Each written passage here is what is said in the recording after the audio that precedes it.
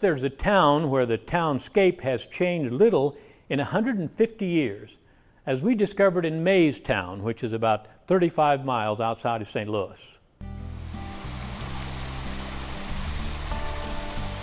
In 1852, Jacob Mays set out the town of Maystown, and it grew very slowly, but for the most part, Maystown was a German-speaking village.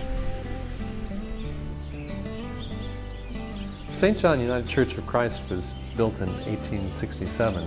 Above the door there is a German saying. It says Evangelische St. Johanneskirche, our Evangelical St. John Church. German was the language of the church. German was used not only in the community but in the church, and up until the 1940s German was used in German church services until Christmas Eve of 1943. The small building next to the church is what we refer to as the schoolhouse, but originally it was the first church here in Maystown. That particular building is the oldest known log structure on its original foundation in continuous use for religious purposes in the state of Illinois. It served not only as the first church from 1859 to 1867, but it served as the first residence for the minister and his wife, Reverend Rashi.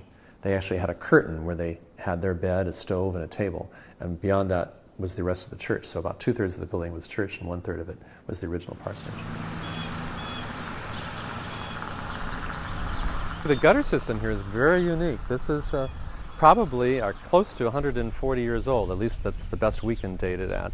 Dates back to the 1860s, 1870s, and it includes stones that are embedded in the ground vertically. 90% of the rock is in the earth, and because of it, the massive amount of stone that's in the ground, these gutters have stayed stable over 140 years, and it does reflect the fact that a number of the German immigrants were stonemasons. It also reflects the fact that that was the native material with which they had to work. The hillsides, which we see through the windows here that are covered with forest, were limestone outcroppings.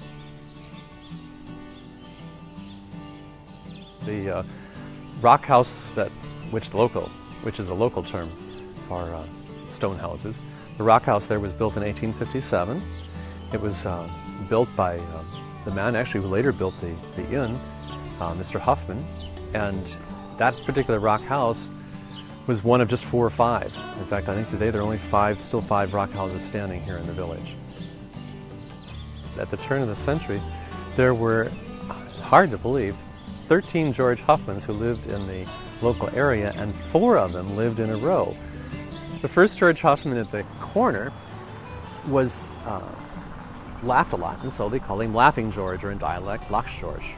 The next George Huffman was the village Schmidty, or the smith, and they call him Schmidt-Georg, which is in High German, or Smith George. The next George Huffman was a bit overweight, and so they called him Dicke Schorsch, or Fat George. And this George Huffman happened to live in the corner, so they called him Corner George.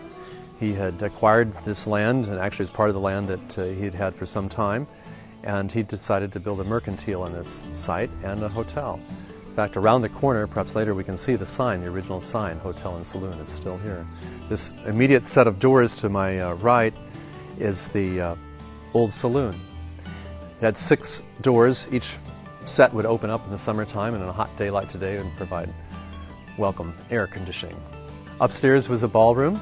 To the right were 2 hotel rooms on the 2nd floor, and downstairs were the living quarters for the owners.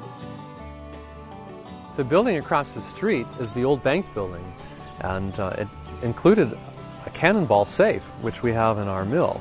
It is returned to Maystown, and this safe, we are told, weighed close to 4 tons. The stone building behind me is the old mill, the old Maystown Mill. It was built in 1859 and served as a mill for only 10 years. In 1869, a fire destroyed the mill. And we think then for about 11 years the property stood vacant, and we know that in 1880 it was rebuilt and used as a furniture factory. Today the building is the home of the Maystown Preservation Society.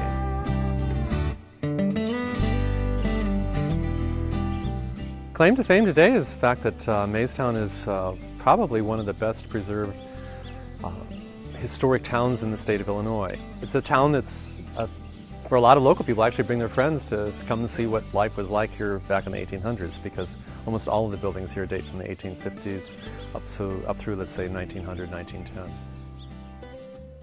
Maystown is just one of a handful of villages in Illinois listed on the National Register of Historic Places.